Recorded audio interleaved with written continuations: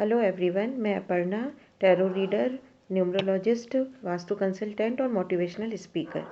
आज है मेरा lecture number 9, card number 4, the emperor. Major arcana का कार्ड है। मैंने आपको पहले भी बताया हुआ है कि मेजर अरकाना के जो कार्ड होते हैं ये टोटल 22 कार्ड्स हैं, 0 से लेकर 21 तक। और इस कार्ड की पहचान ये है कि इस पे ऊपर नंबर भी लिखा रहता है और नीचे नाम भी लिखा रहता है। जैसे कि हम ये देखेंगे कार्ड नंबर 4, तो इसमें ऊपर नंबर 4 डला हुआ है और नीचे इसका नाम लिखा हुआ है द एम्परर। मेजर अरकाना का कार्ड है, तो मेजर अरकाना का जैसे मैंने पहले भी बताया आपको कि ये किस एलिमेंट को रिप्रेजेंट करते हैं, स्काई या स्पेस एलिमेंट को। आप स्काई भी बोल सकते हैं, स्पेस भी बोल सकते हैं। और वास्तु के हिसाब से इनका डायरेक्शन क्या होता है, मेजर अरकाना के जितने भी 22 कार्ड्स हैं वास्तु के हिसाब से इनका डायरेक्शन होगा सेंटर ऑफ द हाउस और वेस्ट डायरेक्शन। घर का सेंटर, ब्रह्म स्थान और वेस्ट डायरेक्शन। कार्ड का नंबर जैसा कि मैंने बोला नंबर 4 है और नंबर 4 जो होता है वो होता है राहु का। राहु का जो डायरेक्शन है वास्तु के हिसाब से वो है south west of the house. घर का जो साउथ वेस्ट डायरेक्शन है वो राहु होता है। राहु को हम नेगेटिव ऑफ सन भी बोलते हैं। जैसे कि राहु के आप कभी भी किसी को अगर आपने अपनी हॉरोस्कोप दिखाई होगी तो लोग अगर राहु की दशा चल रही है तो कहते हैं कि संघर्ष करना पड़ेगा। तो राहु के मैं कुछ पॉइंट्स आपको बता देती हूँ कि राहु जो है वो स्ट्रगल देता है, अनडायग्नोस्ड डिजीज़ देता है। मतलब ऐसा नहीं है कि कोई ऐसी डिजीज़ हो जाएगी जिसमें आपकी रिकवरी नहीं होगी, ऐसा नहीं होता।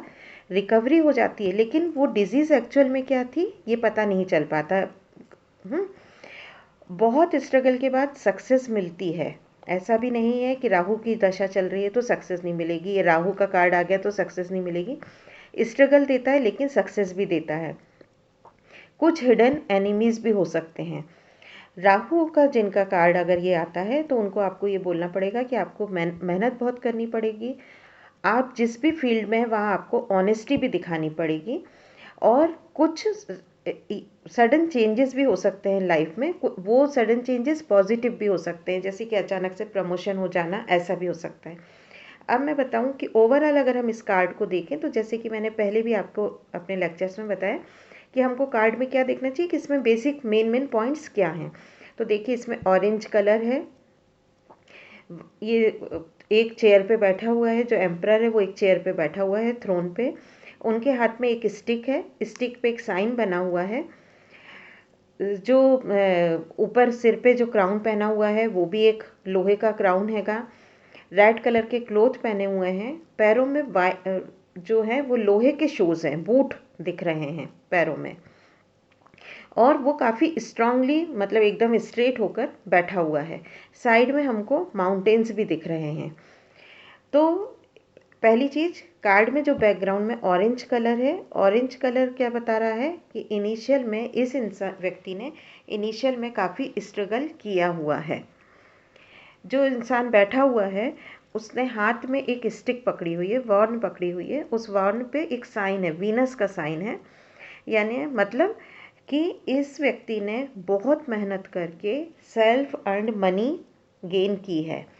पैसा है इसके पास, लेकिन काफ़ी स्ट्रगल के बाद, काफ़ी मेहनत के बाद इसके पास पैसा आया है, जिसको जो इंसान बहुत मेहनत से पैसा कमाता है वो बहुत आसानी से खर्च नहीं करता, क्योंकि उसको पता है कि उसने कितने संघर्ष के बाद इस पैसे को कमाया हुआ है।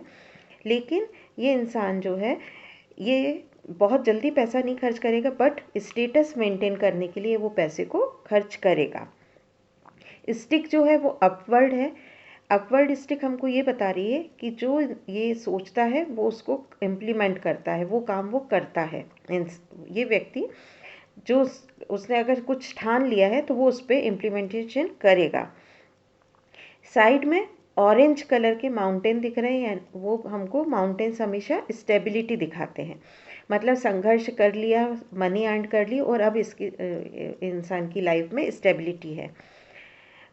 जो चेयर है उसके जो कॉर्नर्स हैं वो बता रहे हैं कि पर्सन जो है वो नॉन फ्लेक्सिबल है, मतलब कि आसानी से फ्लेक्सिबल नहीं होता, रिजिड है।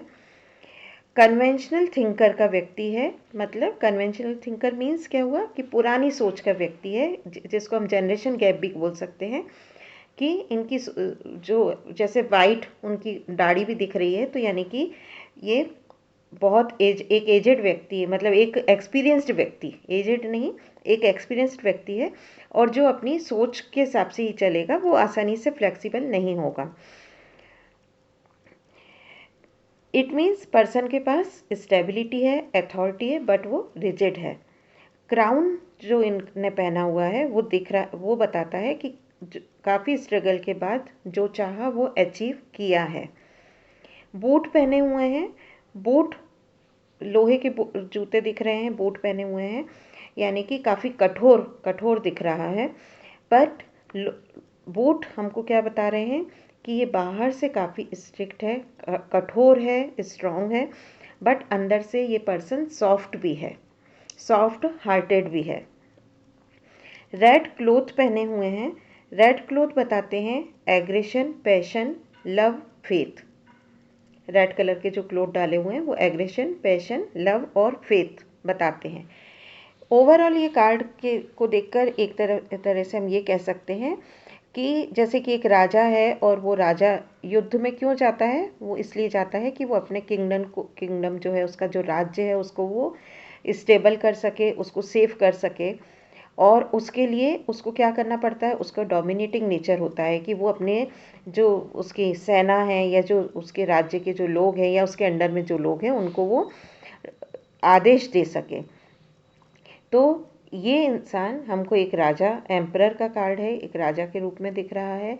काफ़ी स्ट्रगल के बाद इन्होंने अचीव किया है, इनके पास अभी सब कुछ है, नेम फेम भी है, लव भी है, पैशन भी है, एग्रेशन भी है, स्टेबिलिटी भी है, अथॉरिटेटिव पर्सन है, और हर वक्त के लिए एक ये स्ट्रॉन्ग स्टेप उठा सकता है। बाहर से स्ट्रॉन्ग है, लेकिन सॉफ्ट हार्टेड पर्सन भी है।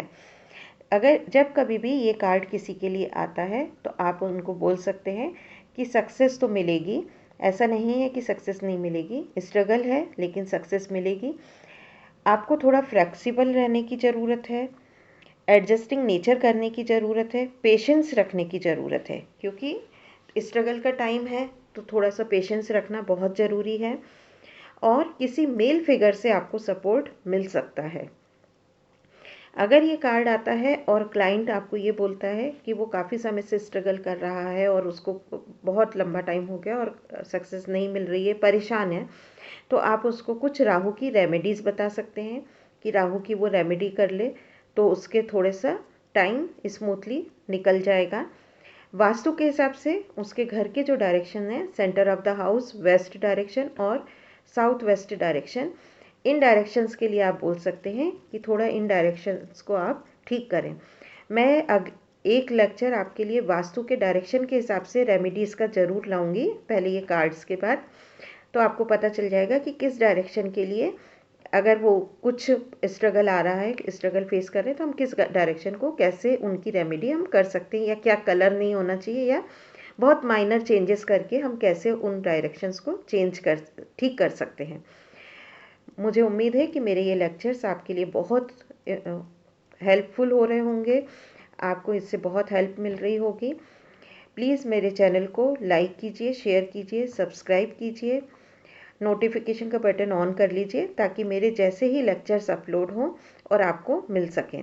अगर आपको इसमें से कुछ भी डाउट हो, कहीं पे भी आपको कोई क्वेरी हो, कि आपको कुछ नहीं समझ में आया हो, तो प्लीज़ कमेंट करिए, मैं आपका रिप्लाई ज़रूर दूँगी। Thank you everyone.